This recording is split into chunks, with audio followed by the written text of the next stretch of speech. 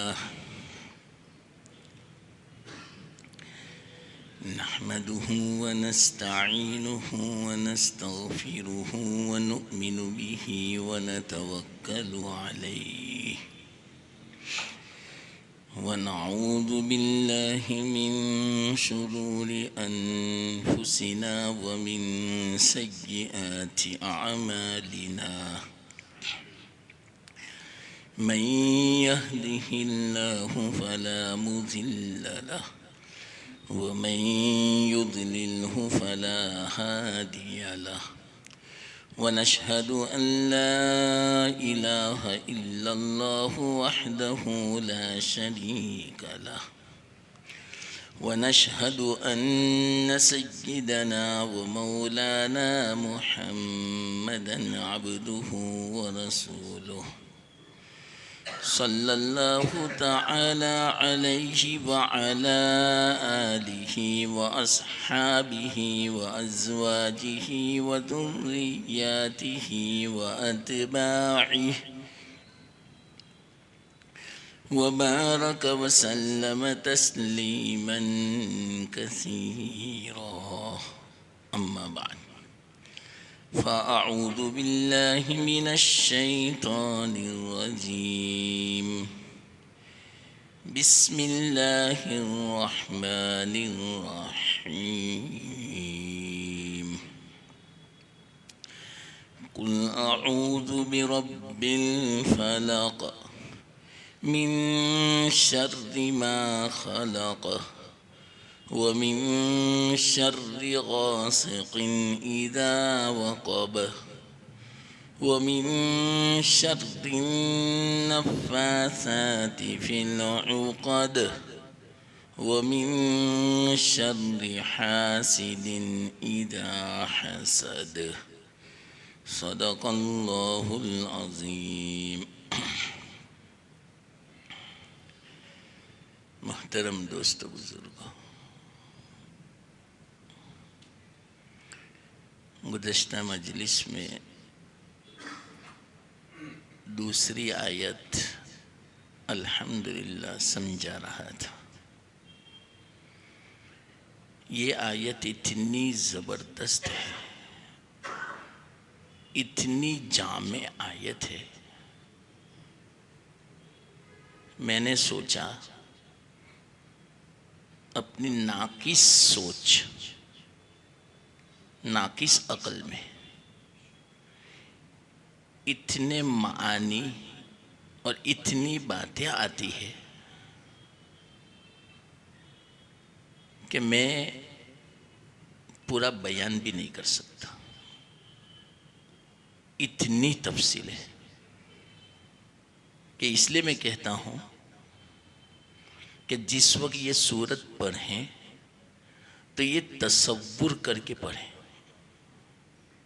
کہ من شر ما خلق. کیا مطلب؟ یا اللہ میں تیری پناہ چاہتا ہوں، صبح کے رب کی میں پناہ چاہتا ہوں ان تمام شر سے جو پیدا کیا. تو وہ کون سا تمام شر؟ اس وقت یہ تصور کریں جو میں سمجھا رہا ہوں. گزشتہ مجلس یہ میں نے سمجھایا تھا. اب اندازہ لگاؤ یہ آیت کیسی جامع ہے. گزشتہ میں نے سمجھایا تھا، یاد رکھنا بہت ضروری ہے کیونکہ یہ زندگی کا معمول بنانا ہے. اللہ کے رسول صلی اللہ علیہ وسلم کا معمول تھا. ایک صحابی کو تو حضرت عقبہ بن عامر رضی اللہ تعالیٰ عنہ کو تو فرمایا تھا کوئی رات ایسی نہیں جانی چاہیے کہ جس رات میں تم ان صورتوں کا ورد نہ کرو. کبھی ایسا مت کرنا.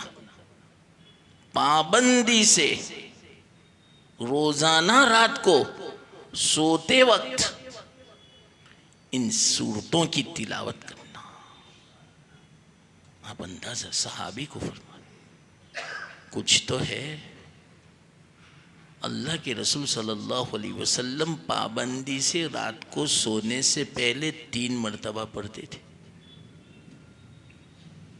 اور فرمایا صبح میں 3 مرتبہ پڑھو، ابھی مغرب میں 3 مرتبہ پڑھو، اور ہر نماز کے بعد 1 مرتبہ۔ یہ تو زندگی کا معمول بنانا ہے، تو ایسا معمول بناؤ، سمجھ کے بناؤ۔ تو وہ میں آپ کو معنی سمجھا رہا ہوں، سمجھ کے پڑھو گے لطف آئے گا۔ ہاں، تو من شر ما خلق، ساری مخلوق جتنی بھی یا اللہ تو نے پیدا کی، اللہ کے علاوہ ساری چیزیں مخلوق ہیں، اللہ ہی خالق ہے بس۔ اللہ کے رسول صلی اللہ علیہ وسلم بھی مخلوق ہے، فرشتے بھی مخلوق ہیں، جنت بھی مخلوق ہے، جہنم بھی مخلوق ہے، انسان، جنات، شیاطین، جانور، سمندر، آسمان، چاند، سورج، پہاڑ، زمین، سب مخلوق ہے۔ تو ساری مخلوق جتنی بھی ہے سب کے شر سے بچا لے۔ گزشتہ میں نے سمجھایا تھا کہ یہ تو بہت تفصیل ہے، بس اس کو یاد رکھنے کے لیے مخلوق کی 3 قسم سمجھو۔ 2 میں نے سمجھا تھی، بہت مختصر سمجھائی، تفصیل نہیں کی میں نے۔ 2 کون سی سمجھائی؟ ایک ایسی مخلوق کہ جس میں خیر غالب، شر مغلوب یا معدوم بالکل نہیں۔ مثال دی تھی انبیاء علیہم السلام، فرشتے، اولیاء کرام، یہ مثال دی تھی۔ تو ان کا کیا شر؟ انبیاء کا، فرشتوں کا، اولیاء کا؟ یہ زبردست اشکال تھا، وہ میں نے جواب دیا تھا۔ ان کی ذات میں تو شر نہیں ہے، دوسری چیز اس کے ساتھ مل کر اس میں شر پیدا کرتی، یہ میں نے سمجھایا تھا۔ مثال کے طور پر نبی ہے، نبی کی ذات میں کوئی شر نہیں، لیکن کوئی نبی کی تکذیب کرے تو یہ اس کے لیے شر بن گیا، یہ میں نے سمجھا۔ نبی کی ذات میں تو کوئی شر نہیں، نبی پر کوئی ظلم کرے، ستاوے تو یہ شر بن گیا، یا نبی خود کسی کو قتل کرے یہ شر بن گیا۔ اس سے بڑا بدبخت کوئی نہیں دنیا میں۔ بعض ایسے بدبخت ہیں کہ ایسے بڑے بدبخت دنیا میں کوئی نہیں۔ ان میں سے یہ بھی ہیں جو اولاد اپنے ماں باپ کو قتل کرے، ایسے بھی ہیں، کتنے واقعات بن گئے۔ اور یہ بھی فرمایا جو نبی کو قتل کرے، یہ بھی فرمایا نبی کسی کو قتل کرے۔ اور میں تو کہتا ہوں کہ اللہ کے رسول صلی اللہ علیہ وسلم سے زیادہ کوئی اللہ کے بعد رحمت للعالمین نہیں، تو ہمارے نبی رحمت للعالمین جس کو قتل کرے شاید دنیا میں اس سے بڑا بدبخت کوئی نہیں ہو سکتا۔ ایک آدمی کو قتل کیا ہمارے آقا نے، امیہ بن خلف کو، ابی بن خلف کا بھائی، آپ اندازہ لگاؤ کتنا بدبخت۔ تو نبی میں کوئی شر نہیں، تکذیب کی تو شر پیدا ہوا،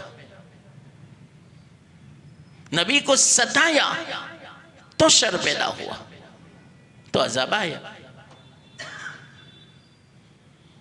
ایک مرتبہ تو بڑے بڑے 5 سرغنا رؤساء مشرکین کے جو بہت ستانے میں پیش رہتے تھے، اللہ کے رسول صلی اللہ علیہ وسلم عاجز آ گئے تھے۔ تو ایک مرتبہ بیٹھے ہوئے تھے حرم شریف میں، جبرائیل علیہ السلام آئے، پوچھا، ایک آدمی گیا، محمد یا رسول یہ کیسا آدمی ہے؟ دیکھیں بہت برا ہے۔ دیکھا اچھا، حضرت جبرائیل نے اس کے پیروں کی طرف نظر کی، بس ہو گیا کام۔ آگے گیا، کوئی لوہار تیر بنا رہا تھا، اس کی چادر ٹخنوں سے نیچے تھی، ایک تیر چادر میں پھنس گیا، اتنا متکبر تھا کہ وہ ٹیڑھا بھی نہیں ہوا نکالنے کے لیے، خود نکلنا ہوتا نکلے، میں کیوں ٹیڑھا ہوں؟ تو وہ اس کی انی پنڈلی میں گھس گئی، گھر پہنچا تو پیر ہاتھی جتنا ہو گیا، مر گیا۔ یہاں پوچھا جبرائیل نے کیسا ہے؟ برا، گھر جا کے مر گیا۔ دوسرا گزرا، یہ کیسا ہے؟ یہ بھی بہت برا آدمی ہے، آنکھوں کی طرف نظر کی، رستے میں اندھا ہو گیا، اور ایسا وہ پٹکتا تھا اپنے کو، گھر پہنچا اور مر گیا۔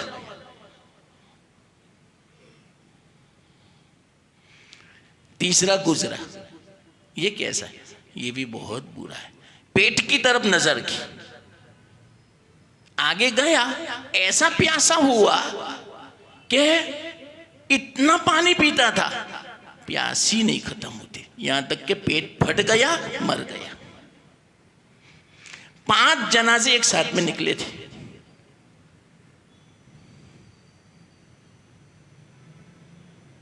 حضرت جبرائیل تو نبی ہو، کتنی برکت، کتنی خیر، لیکن ان کے لیے شر بن گیا۔ ستاتے تھے، کیسا شر بنا، دنیا میں بھی عذاب آیا اور آخرت میں تو ہمیشہ۔ بہت خطرناک چیز ہے، سمجھے؟ تو جس وقت یہ پڑھیں من شر ما خلق، تو اس وقت یہ تصور کرے کہ نبی کی ذات میں تو کوئی شر نہیں ہے، لیکن نبی سے متعلق کوئی بات میرے ذہن میں ایسی نہ آوے کہ جس کی بنا پر وہ میرے لیے شر کا سبب بن جاوے۔ تو یہ مطلب اس کا، یہ ایک مثال دی میں نے، بہت مثال ہے۔ میں نے کہا نا الحمدللہ اتنی باتیں آتی ہیں ذہن میں اللہ کی فضل سے کہ اسی آیت میں 1 سال ہو جائے، لیکن میں نہیں کھینچوں گا، فکر مت کرنا، اشارے کر دوں گا آپ کو، یہ اشارے ہیں۔ تو پہلی قسم جس میں خیر غالب، شر مغلوب بلکہ معدوم یعنی نہ ہو۔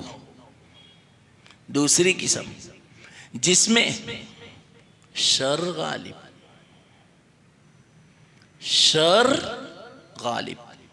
اور خیر مغلوب یا معدوم، خیر کا نام و نشان نہیں، وہ ہے شیطان۔ اور خیر مغلوب ہو، معدوم نہیں، شیطان میں تو بالکل معدوم ہے ہی نہیں خیر کا نام۔ کیوں؟ اس کی خیر میں بھی کوئی شر ہوگا۔ بہت میں نے واقعات سنا ہے، بہت تفصیل سے میں نے آپ کو سمجھایا سورہ ناس میں۔ ایک اور بات آئی اس لیے مثال کہہ دوں میں، ایک اس کی بھلائی میں بھی برائی، اس کی خیر میں بھی شر۔ ایک مرتبہ حضرت امیر معاویہ رضی اللہ تعالیٰ عنہ کو، بہت دوسرے واقعات ہیں لیکن یہ مختصر ہے اس لیے میں سنا دیتا ہوں، رات کو اٹھانے آیا تہجد میں، ہاتھ پکڑ لیا، تو میرے خاص کمرے میں کون؟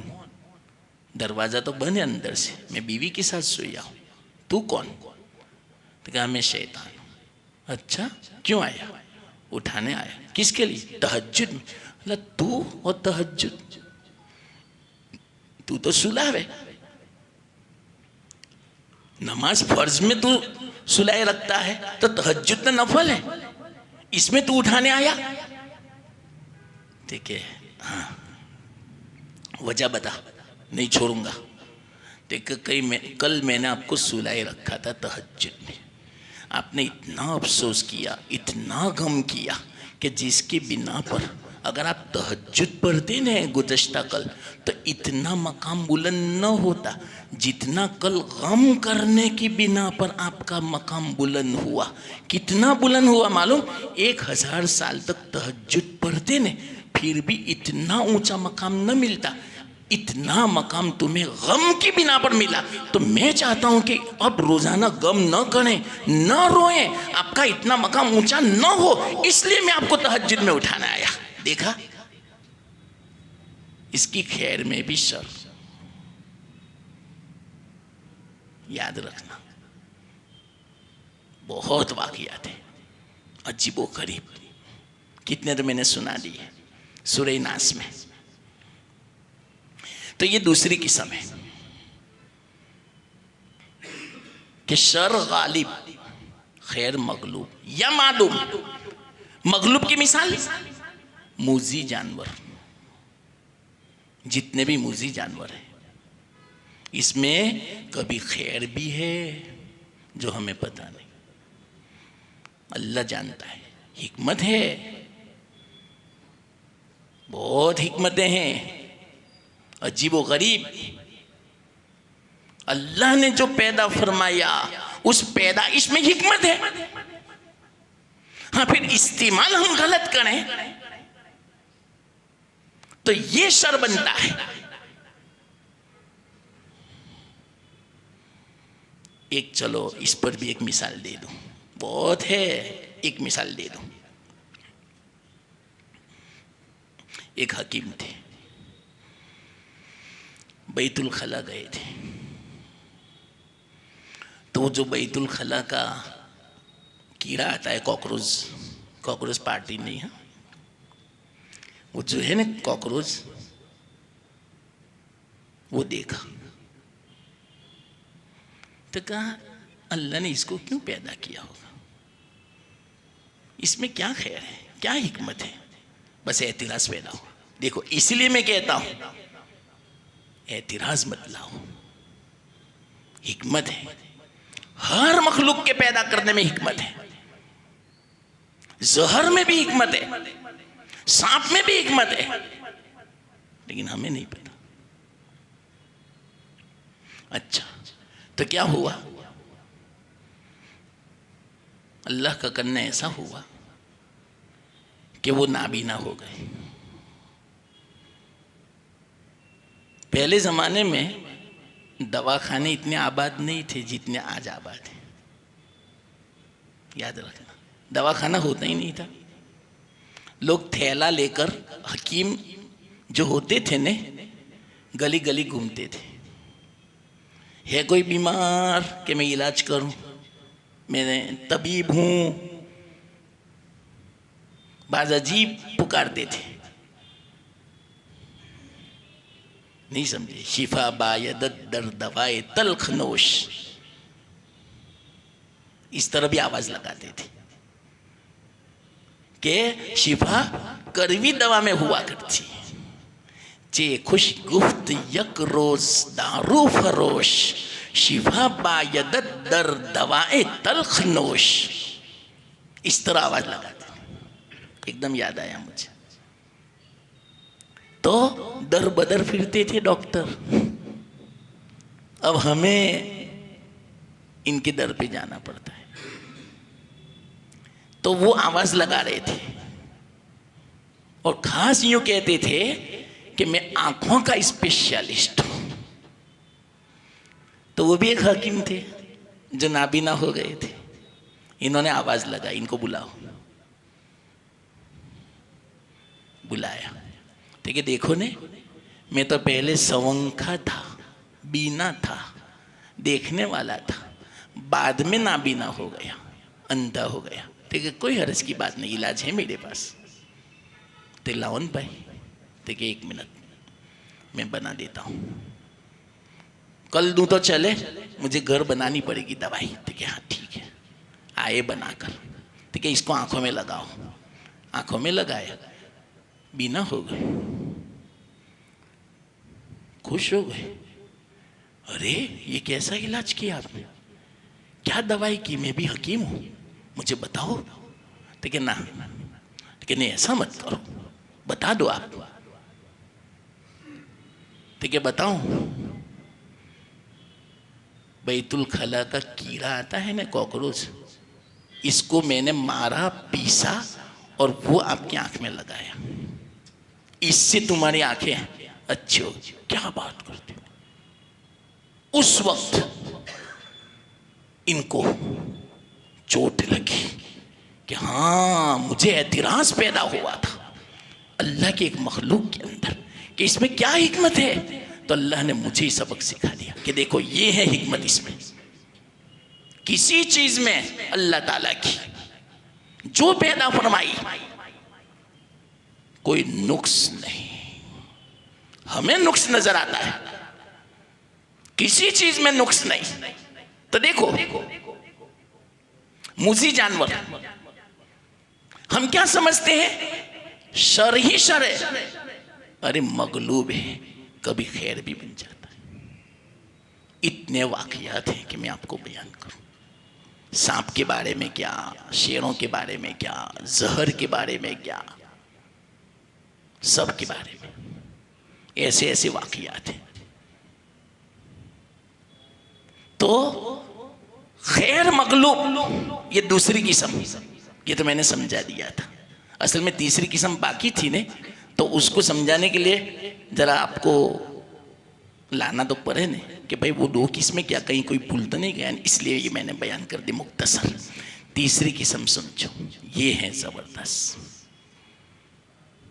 وہ 2 قسم تو بہت کم ہے اس کا شر. یہ تیسری قسم اصل ہے. کون سی؟ جس میں خیر بھی ہے بعضوں کے لیے اور شر بھی ہے بعضوں کے لیے. دونوں چیزیں ہیں. بعضوں کے لیے خیر کا سبب, بعضوں کے لیے شر کا سبب. تو ہم اللہ سے کہیں کہ یا اللہ یہ جو چیز ہے بعضوں کے لیے تو نے شر بنائی, بعضوں کے لیے خیر بنائی, تو یا اللہ من شر ما خلق, اس کے شر سے مجھے بچانا,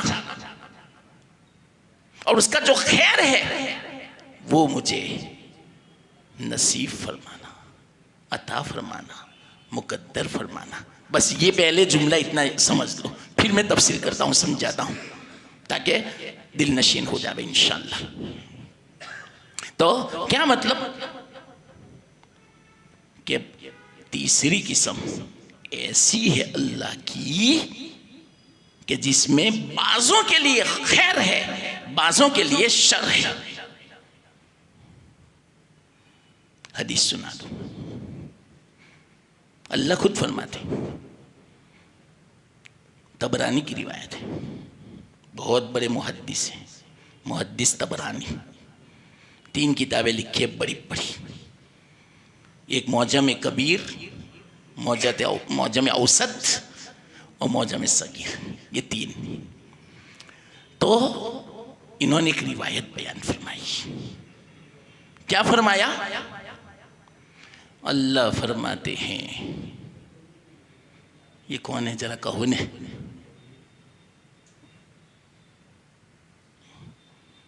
میں سمجھا ابھی بند ہوں گے, ابھی بند ہوں گے.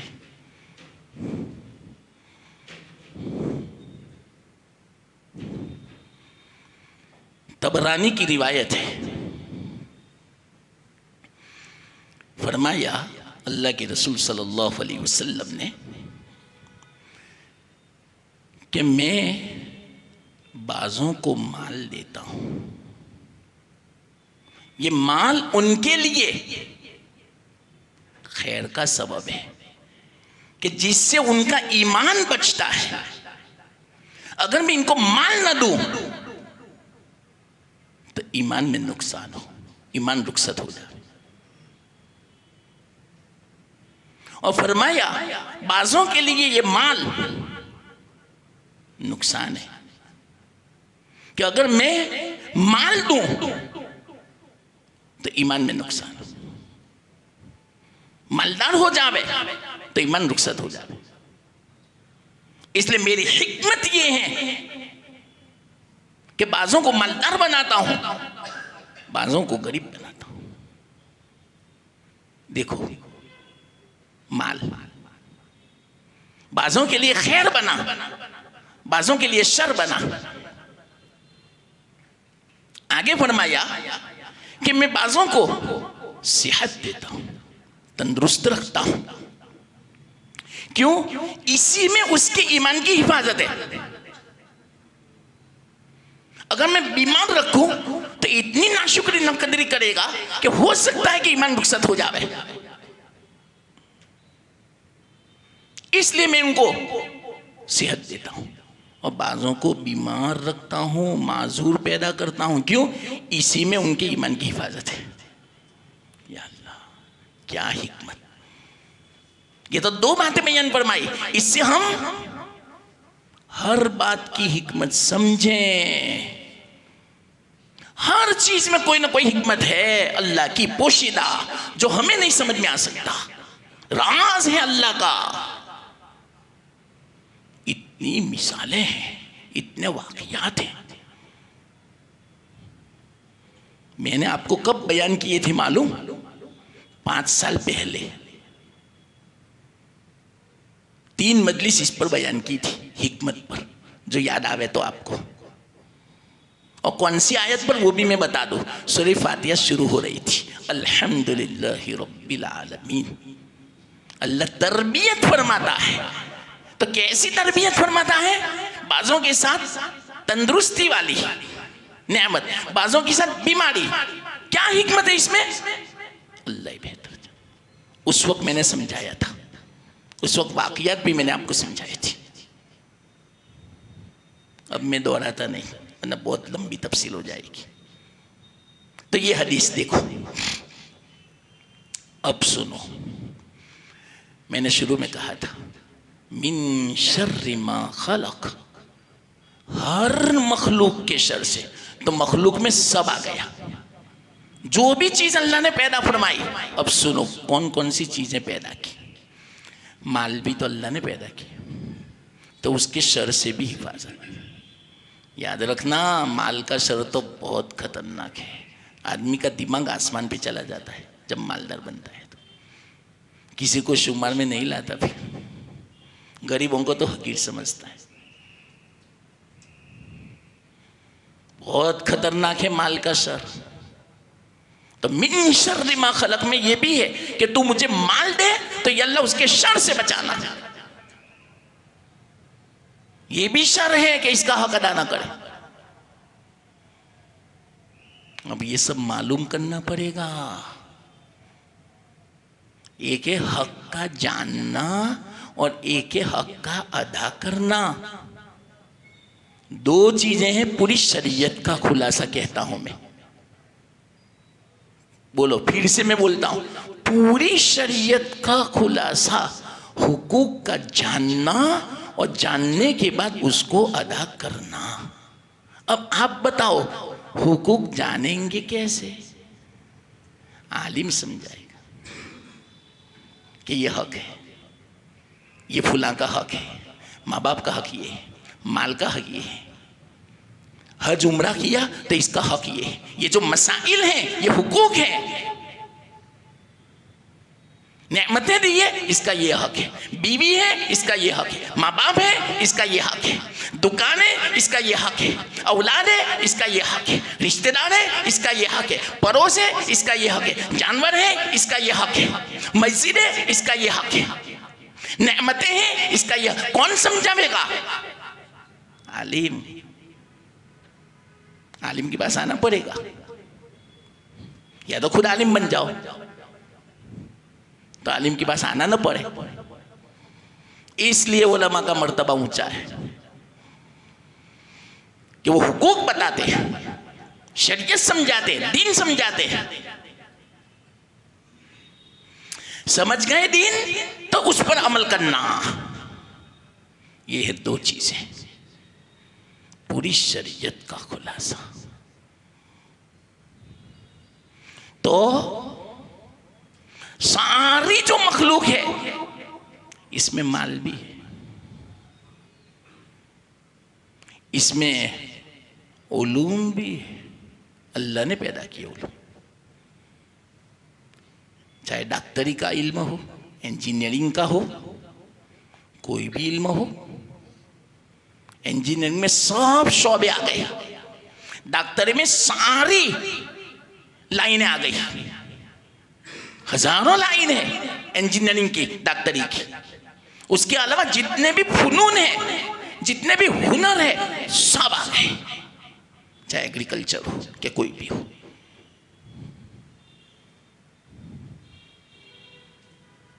سمجھیے، سب آ گئے، یہ بھی مخلوق ہے، اللہ نے پیدا کی۔ تو یہ بھی اس میں آ گیا کہ اس کا بھی شر ہے، علم کا بھی شر ہے، علم کا بھی شر ہے کہ علم آنے کے بعد آدمی اپنے آپ کو بڑا سمجھے، تکبر آ جائے۔ شیطان کو آیا تھا، یہ ہے شر۔ علم میں شر بھی ہے، خیر بھی ہے، مال میں شر بھی ہے، خیر بھی ہے۔ اولاد مخلوق ہے تو اس میں شر بھی ہے، خیر بھی ہے۔ ماں باپ مخلوق ہے، ان میں شر بھی ہے، خیر بھی ہے۔ اخلاق، عبادت، اس میں شر بھی ہے، خیر بھی ہے۔ مختصر سمجھائے، یاد رکھنا، یہ چند مثالیں دی بس صرف۔ پڑوس خیر بھی ہے، شر بھی ہے، رشتہ دار خیر بھی ہے، شر بھی ہے، ہنر خیر بھی ہے، شر بھی ہے، دوست احباب خیر بھی ہے، شر بھی ہے، دونوں ہیں۔ لیکن بعضوں کے لیے خیر کا سبب، بعضوں کے لیے شر کا سبب ہو سکتا ہے کہ نہیں سمجھے ہوں گے آپ۔ عبادت خیر بھی ہے، شر بھی ہے، کوئی حرج کی بات نہیں، مثال سے سمجھاتا ہوں، اور جہاں تک ہو سکے انشاءاللہ، واقعات تو بہت ہیں، میں تھک جاؤں بیان کر کے، اتنے واقعات ہیں، لیکن ایک ایک میں سنا دوں ان باتوں کو سمجھانے کے لیے، دل نشین ہو جاوے، ذہن نشین ہو جاوے، اور حدیث سے سمجھاؤں انشاءاللہ کہ مال بعضوں کے لیے شر کیسے؟ مال تو بہت اچھی چیز ہے، مال تو بہت بڑی نعمت ہے، لیکن دیکھو یہ مال کیسے شر کا سبب بنتا ہے۔ ابن جریر طبری رحمت اللہ علیہ 3 کتابوں میں یہ واقعہ لکھا ہے حدیث کی، کہ ایک انصاری تھے، ثعلبہ بن حاتب، وہ اللہ کے رسول صلی اللہ علیہ وسلم کی خدمت میں آئے۔ یا رسول اللہ صلی اللہ علیہ وسلم، میرے لیے دعا کر دو نے کہ اللہ مجھے مال دے۔ اللہ کے رسول صلی اللہ علیہ وسلم نے فرمایا، یہ ثعلبہ، کیا تجھے میری زندگی میں نمونہ نہیں ہے؟ مجھے دیکھو، میں مالدار ہوں، میرے پاس مال ہے، میں چاہوں نے ثعلبہ، حدیث کی مفہوم سمجھا رہا ہوں، اللہ کے رسول صلی اللہ علیہ وسلم فرمایا ثعلبہ میں چاہوں نے مدینہ کے پہاڑ سونا بن جائے اور میرے ساتھ ساتھ چلے، جہاں میں چلوں میری خدمت کرے، جب بھی ضرورت ہو سونا لیا خرچ کیا، سونا لیا استعمال کیا، لیکن میں نہیں چاہتا، میں نہیں چاہتا۔ تو ہمارے لیے بھی اس میں نمونہ ہے، جو اللہ نے دیا شکر اللہ کرو، اب زیادہ کی ہرس مت کرو، جتنا دیا اس پر قناعت بہت ہے، لالچ نہ ہو، اس کو بولتے قناعت، اسی پر قانع ہو جاؤ۔ ضرورت پوری ہو رہی ہے ہماری، ضرورت سے زیادہ دیا اللہ تعالیٰ نے۔ ضرورت تو کسے کہتے ہیں؟ آج کا کھانا کھا سکے اتنا پیسہ ہو، شاید یہاں جتنے بیٹھے ہیں ایسا کوئی نہیں ہے، ہو سکتا ہے 1 سال کا کھانا وہ جمع کر سکے، خرید سکے، اتنا تو دیا ہوگا۔ چلو 1 سال نہیں تو 1 مہینے کا تو ہوگا۔ اللہ کے رسول صلی اللہ علیہ وسلم کے پاس 1 دن کا بھی نہیں ہوتا تھا۔ بولو اب اللہ پر بھروسہ۔ تو کیا فرمایا؟ میرے اندر نمونہ نہیں تھے، چلے گئے۔ پھر بس ایک لالچ تھی نا مال کی، عجیب ہے یہ مال کی لالچ۔ چند دنوں کے بعد پھر آئے، یا رسول اللہ صلی اللہ علیہ وسلم دعا کر دو نے، اللہ مجھے مال دے۔ میں نے کہا نا ثعلبہ آپ کو، نہیں یا رسول اللہ میں حق ادا کروں گا نہیں مال کا، دعا کر دو نے، میں حق تلفی نہیں کروں گا۔ اللہ کے رسول صلی اللہ علیہ وسلم کا پہلے منع فرمانا اس بات کی علامت تھی کہ اس آدمی کے لیے مناسب نہیں تھا، لیکن وہ اصرار کر رہا ہے، اصرار کر رہا ہے۔ کیوں حضرت عثمان کے لیے نہ کہا، حضرت عبد الرحمن بن عوف کے لیے منع نہیں کیا؟ وجہ تھی کہ ان کے لیے کوئی حرج کی بات نہیں۔ ایسے ایسے واقعات ہیں، مال آنے کے بعد کیا ہوا اس کا انجام، ایسے واقعات بہت ہیں، یہ میں سنا دوں تو ٹھیک ہے۔ چلو آپ بہت اصرار کرتے ہو تو اللہ کے رسول صلی اللہ علیہ وسلم نے دعا کر دی، یا اللہ اس کو مال عطا فرما۔ ہو گئی دعا قبول، نبی ہیں۔ فرماتے ہیں ان کی بکریوں میں ایسی برکت ہوئی، کسی کو ایسی برکت نہیں تھی۔ 1-2 سال میں تو اتنی بکریاں ہو گئی کہ مدینہ پاک میں جگہ تنگ پڑنے لگی۔ تو مدینہ سے باہر انہوں نے جگہ خریدی، سب جانور وہاں لے گئے۔ ظہر اور عصر 2 ہی نماز پڑھنے آتے تھے دن میں، اور جمعہ، مغرب عشاء فجر وہیں پڑھتے تھے گھر پہ۔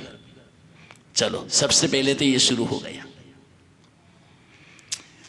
اور 1-2 سال میں اتنی برکت ہوئی، وہ جگہ بھی تنگ پڑی، یہاں تک کہ دور جنگل چلے گئے۔ اب وہاں سے مدینہ آنا 10 کلومیٹر مشکل تھا، صرف جمعہ کو آتے رہے بس۔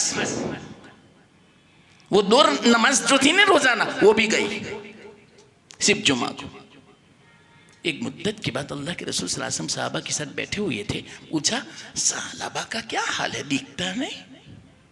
کہ یا رسول اللہ، پورا واقعہ سنایا۔ اتنی مال میں برکت ہوئی، مدینہ چھوڑ کے قریب میں گیا، وہاں بھی اتنی برکت ہوئی کہ جنگل میں چلا گیا کہ اچھا یا ویح ثعلبہ، 3 مرتبہ فرمایا، یا ویح ثعلبہ، یا ویح ثعلبہ، افسوس ثعلبہ پر۔ نہ کہا تھا میں نے نہ کہا تھا، میں نے نہ کہا تھا، نہیں مانا، دیکھو آج اس کا حال۔ اس کے بعد اللہ تعالیٰ نے صدقات کی آیتیں نازل فرمائی، یعنی زکوٰۃ کی۔ تو اللہ کے رسول صلی اللہ علیہ وسلم نے 2 صحابہ کو بھیجا، کہ جاؤ بنی سلیم کے ایک آدمی بہت مالدار ہے، ان کے پاس بھی جانا اور ثعلبہ کے پاس بھی جانا، اور پورا لکھ کے دیا کہ اتنی بکریاں ہو تو اتنا واجب، اتنے اونٹ ہو تو اتنا واجب، نصاب ہے اس کا، 40 بکریوں پر 5 اونٹ پر، یہ سب نصاب ہے۔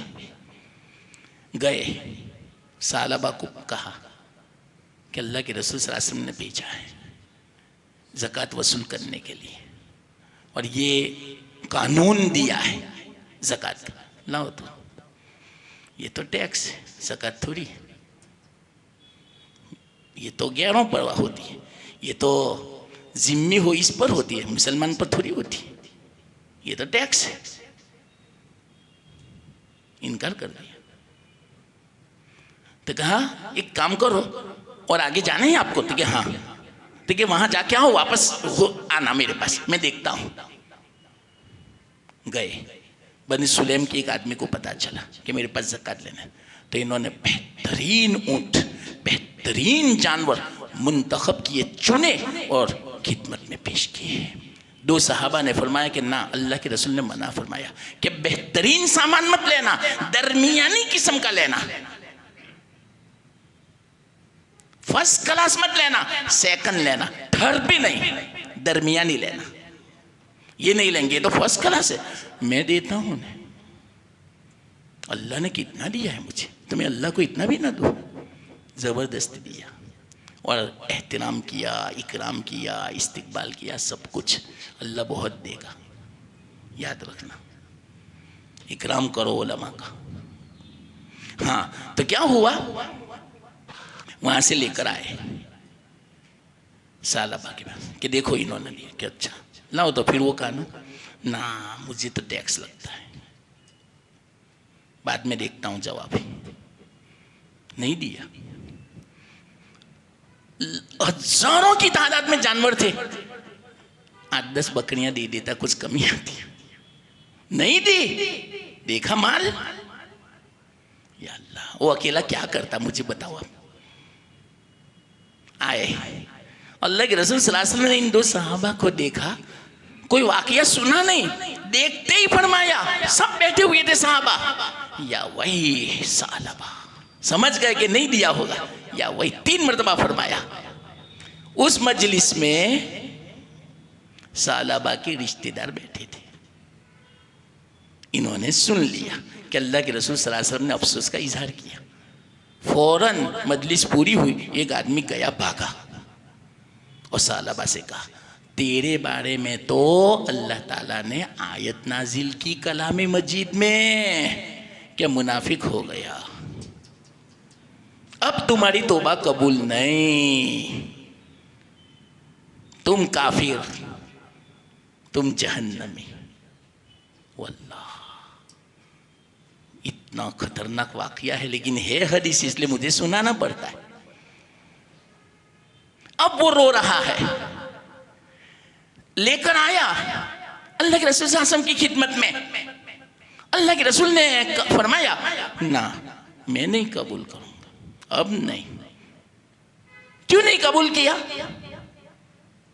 اللہ نے منع فرمایا، اے میرے رسول اب قبول مت کرو۔ کیوں؟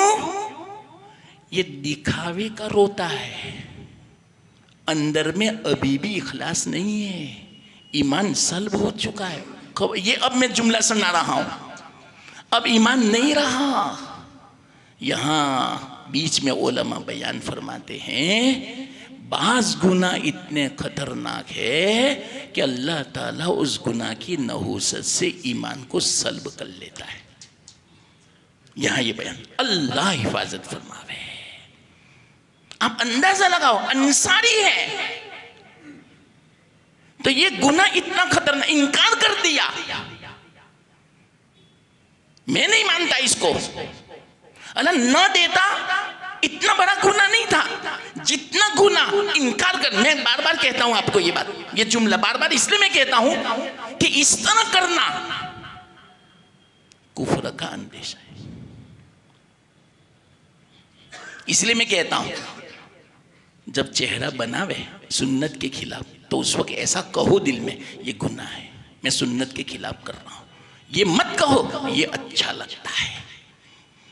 بس اتنا تصور کر لو. ورنہ یہ جو آپ نے تصور کیا تو آپ نے گویا سنت کو پسند نہیں کیا، سنت کو اچھا نہیں سمجھا اور اس کو اچھا سمجھا. یہ ہے سوء خاتمے کا اندیشہ. بہت باریک بات میں نے کہی، بس اتنا یاد رکھنا.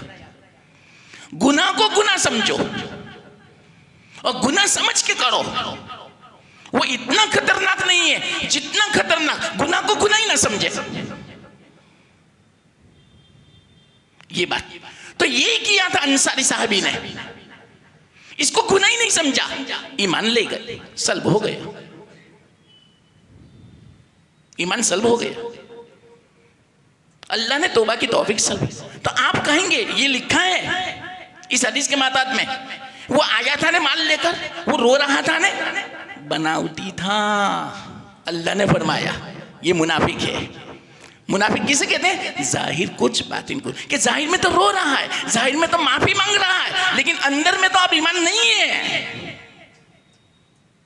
یہ آپ کو بنا رہا ہے. لیکن یہ بات اب سنو، بیچ میں ایک علمی بات سمجھا دوں. یہ بات صرف اللہ کے رسول صلی اللہ علیہ وسلم کے لیے خاص تھی. ہم کسی کے بارے میں فیصلہ نہیں کر سکتے کہ یہ جھوٹی توبہ کرتا ہے، نہ. اللہ کے رسول صلی اللہ علیہ وسلم کہہ سکتے ہیں. کیوں؟ ان کو وحی آتی تھی.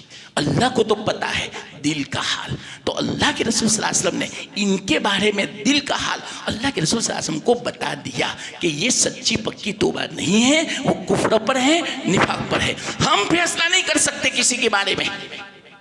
یاد رکھنا، اگر کوئی مرتد ہو گیا پھر آپ کو بنانے کے لیے کہتا ہے میں کلمہ پڑھتا ہوں، دل سے نہیں پڑھتا، پھر بھی آپ کو اس کو مومن ہی سمجھنا پڑے گا، چاہے دل سے کلمہ نہ پڑھا ہو. یہ حکم اللہ کے رسول صلی اللہ علیہ وسلم کے لیے خاص تھا. یہ بھی میں نے علمی بات کہہ دی. اشکال تھا، سوال تھا کہ کیا گناہ ہو جاوے تو توبہ کرے تو قبول نہیں؟ ارے تم کفر کرو پوری زندگی 100 سال اور پوری زندگی گناہ ہی گناہ میں گزرے، وفات سے 5 منٹ پہلے کلمہ پڑھ لیا، 100 سال کے کفر کو بھی اور گناہوں کو بھی اللہ تعالیٰ مٹا دے گا. ایسا ہے ایمان، ایسا ہے کلمہ. ہم تو یہی حکم لگاویں گے. اب ان کی نماز جنازہ بھی پڑھیں گے، ان کو غسل بھی دیں گے، ان کو مسلمان کے قبرستان میں دفنائیں گے، جلانے نہیں دیں گے. ہمارا ہے، ہمارا مسلمان ہے. یاد رکھنا یہ مسئلہ ہے، عمل کرنا پڑے گا اس پر. اب حکم نہیں ہے، وہ اللہ کے رسول صلی اللہ علیہ وسلم کے لیے خاص تھا حکم. فیصلہ کرنا، حکم لگانا کہ یہ منافق ہے کہ مومن ہے، اس زمانے میں خاص تھا. اسی بنا پر ایسا جو منافق تھا اس زمانے میں، ان کے بارے میں اللہ تعالیٰ نے آیت نازل فرمائی ان کو تو ایسا عذاب ہوگا، ایسا عذاب کسی کو نہیں، نہ یہود کو، نہ نصارہ کو، نہ کافر کو، نہ مشرک کو، نہ مجوسی کو. سب سے زیادہ عذاب منافق کو. 7 جہنم میں نچلا جو طبقہ ہے، خطرناک طبقہ ہے، اس میں منافق ہوں گے. ان المنافقین فی الدرک الاسفل من النار. جہنم کے سب سے نچلے طبقے میں منافق ہوں گے. تو وہ منافق ہم فیصلہ نہیں کر سکتے کسی کے بارے میں. ہاں ایک اور بات سن، عملی منافق کا فیصلہ کر سکتے ہیں کہ یہ مسلمان کا عمل منافق جیسا ہے، کہ منافق جھوٹ بولتا ہے، منافق وعدہ خلافی کرتا ہے، منافق گالم گلوچ کرتا ہے، تو یہ مسلمان بھی منافق جیسا ہے. تو عمل میں، عقیدے میں نہیں. عقیدے کا فیصلہ نہیں کر سکتے. ہاں اس کا عقیدہ چاہے غلط ہو لیکن ہم فیصلہ نہیں کر سکتے. یہ مسئلہ ہے. یہ مسئلہ بھی میں نے آپ کو ضمناً بیان کر دیا. خیر تو کیا ہوا؟ نہ کہا अल्लाह के रसूल सल्लल्लाहु अलैहि वसल्लम कबूल नहीं। अब रो रहा है, मिट्टी अपने सर पे डाल रहा है, मेरे लिए रुसवाई है, कबूल नहीं किया, चले गए। दिल में तो खुश था कि अच्छा हुआ, बचा तो सही माल, जाहिर में ये सब दिखाया। यहां तक कि अल्लाह के रसूल सल्लल्लाहु अलैहि वसल्लम की वफात हो गई, आया भी नहीं, कुछ नहीं। चलो सच्ची पक्की तौबा करता तो छोड़ देता ने, आ जाता ने, नहीं किया, वहीं से बोला। हजरत अबू बकर रज़ी अल्लाह ताला अन्हु खलीफा बने तो उनकी खिदमत में बहुत माल लाए कि लो कबूल कर लो। हजरत अबू बकर ने फरमाया जिसको अल्लाह के रसूल सल्लल्लाहु अलैहि वसल्लम ने कबूल न किया, मेरी मजाल है कि अबू बकर इसको कबूल करे, जाओ कबूल नहीं है, चला गया। और वो क्यों मालूम? इसलिए लाया था ताकि इनकी रुसवाई न हो, बदनामी न हो कि ये कैसा। आजकल इसलिए भी लोग माल खर्च करते हैं कि लोगों में बदनामी ना हो, रुसवाई ना हो। अल्लाह के लिए नहीं था।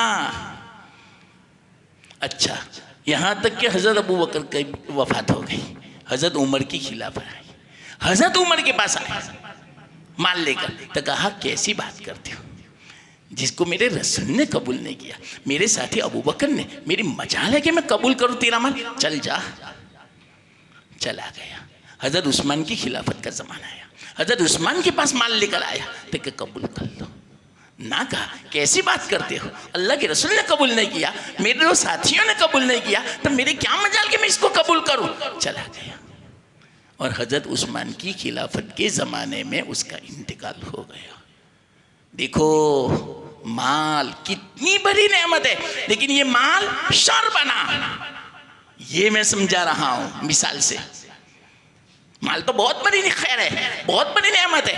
माल होगा तो ज़कात दोगे, माल होगा तो हज उम्रे करोगे, माल होगा तो मस्जिद बना सकोगे, माल होगा तो गरीबों की मदद कर सकोगे, माल होगा तो माँ बाप की खिदमत कर सकोगे, माल होगा तो रिश्तेदारों को खुश कर सकोगे, माल होगा तो आप अपनी हाजत पूरी कर सकोगे, माल होगा तो बेहतरीन मकान बना सकते हो। माल कितना बड़ा मुईन है, आखिरत के कामों के लिए भी कितना मुईन है। अल्लाह के रास्ते में खर्च करेंगे, सदकात करेंगे, खैरात करेंगे, गरीबों की मदद करेंगे, कितना सवाब हो जाएगा, ढेर सवाब हो जाएगा। तो कितना खैर है माल के अंदर, लेकिन शर भी है।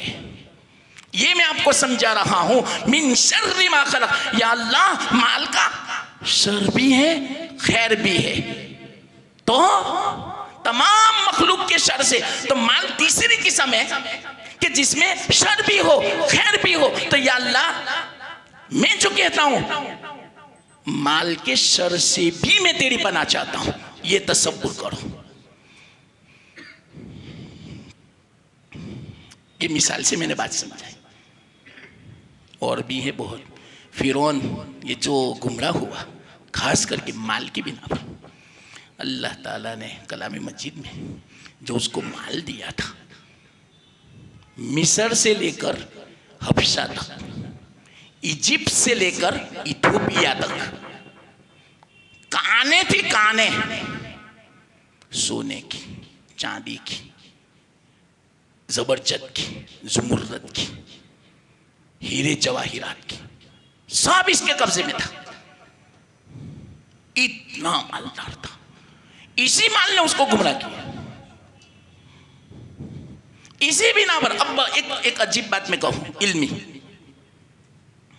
बहुत समझा हजरत मूसा अलैहिस्सलाम ने, नहीं समझा। हजरत मूसा अलैहिस्सलाम ने कहा इसको जो गुमराह जो किया माल ने किया, माल उसके लिए शर बना। इसलिए कैसी दुआ की मालूम, मैं खुद इसके बारे में तजब्जुब में था, सोच में था, इश्काल था कि ये कैसी दुआ की हजरत मूसा अलैहिस्सलाम ने।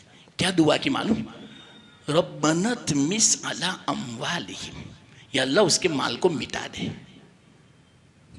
सोना चांदी के जो सिक्के हैं ने, इसको ठिकरे के बना दे, मनसूख कर दे, यानी सोना चांदी न रहे, ठिकरा हो जाए। ये माना रब्बना तमिस अला अम्वालिहिम। इस पर मुझे ताज्जुब नहीं था, اس بد دعا پر. یہ تو اس لیے بد دعا کی یا اللہ اسی مال نے اس کو گمراہ بھی کیا اور اسی مال کی بنا پر فرعون نے اپنی رعیت کو بھی گمراہ کیا. تو مال سبب بنا, اس لیے یا اللہ اس مال کو تو برباد کر دے.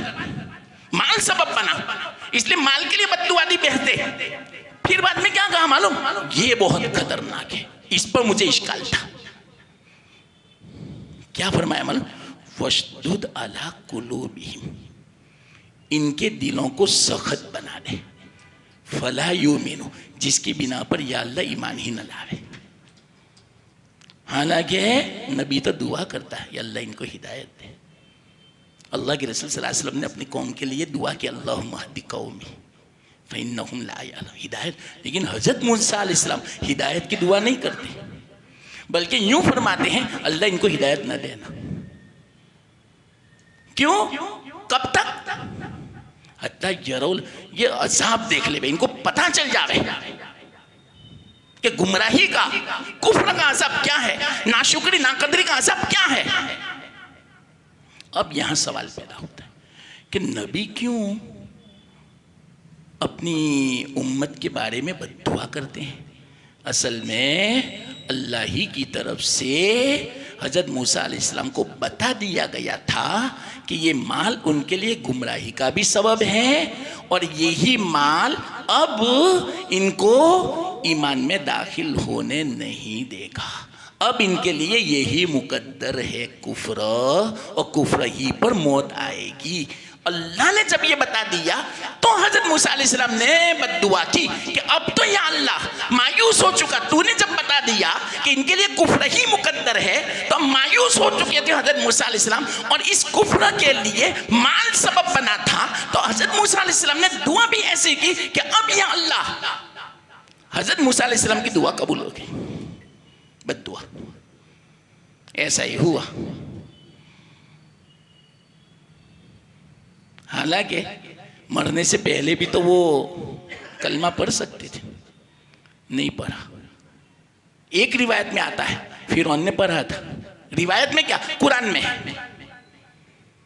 کہ مرنے سے پہلے وہ کلمہ پڑھ رہا تھا کہ یا اللہ میں ایمان لے آیا موسیٰ اور ہارون کے رب پر. وہ بولا, حضرت جبرائیل آئے اور جلدی سے دریائے کلزم کی مٹی اور کیچڑ لیا اور اس کے منہ میں ٹھوس دیا کہ یہ نہ بولے. کیوں, میں جانتا ہوں, جبرائیل فرماتے ہیں کہ اللہ کتنا رحیم ہے, کہیں اس پر بھی رحم نہ فرماوے. میں بھی نہیں چاہتا کہ اس پر اللہ رحم فرماوے, اس لیے جلدی سے کیچڑ ٹھوس دیا. لیکن یاد رکھنا, اب میں مسئلہ بتاتا ہوں, وہ اگرچہ ایمان لایا بھی تو اس ایمان کا اعتبار نہیں ہے. قرآن میں ہے یہ بات کہ جس وقت اللہ کا عذاب سامنے آ جاوے اس وقت تو ہر کافر مومن بن جاتا ہے. مگی بات شروع, عالم غیب کی چیزیں شروع, اس وقت اس کو ایسا اوہو آج تک میں بھول میں تھا, غلطی میں تھا, اس وقت کا ایمان کا اعتبار نہیں. کل قرآن میں کہ جب غیب کی چیزیں سامنے آ جاوے اب ایمان کا اعتبار نہیں.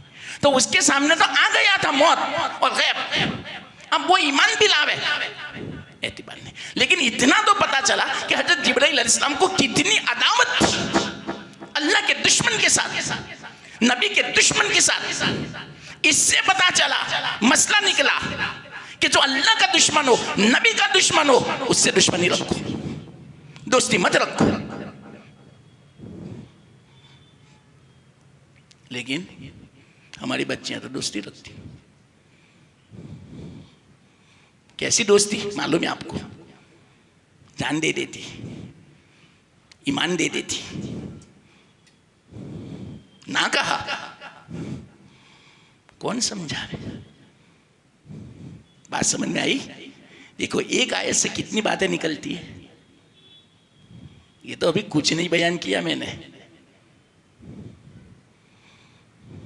ٹھیک, چلو بہت باتیں باقی ہیں, میں مختصر کر رہا ہوں, پھر بھی ابھی کچھ نہیں ہوا. خیر اللہ نے جو کہنے کی توفیق دی اللہ قبول بھی فرماوے، ہم سب کو عمل کی توفیق دے، اور ہر مخلوق کے شر سے اللہ تعالیٰ حفاظت فرما۔ وآخر دعوانا